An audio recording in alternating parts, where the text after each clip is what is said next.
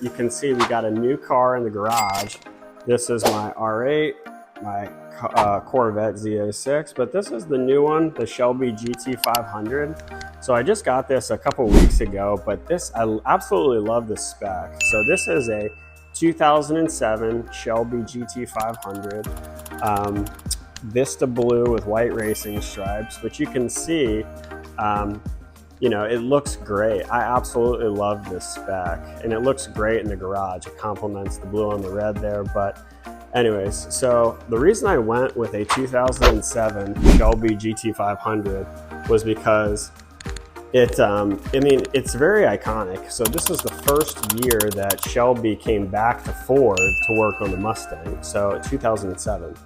He left Ford in 1970 when Shelby and Ford parted ways, but came back in 2007 for the Shelby GT500. You can see there, but this car is virtually flawless. I mean, there's not a lot of chips in it, and I really, really like this blue on white racing stripes, but we'll get into the inside here in a second.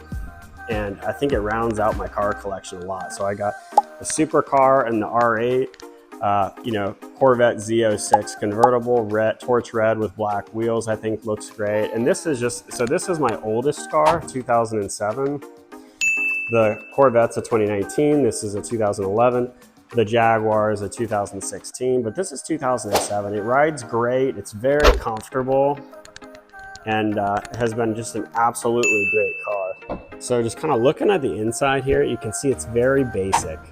It's very basic. It's a small back seat for legless passengers or children. Overall, this is an absolutely stunning car. I absolutely love it. Love the spec. And overall, let me know what you guys think about the collection. The garage is looking really good right now, and I absolutely love these cars. I'll do another video about how I swap them out and how I rotate these cars and just the overall appearance and of these supercars in the garage, and just kind of what it takes to maintain this place.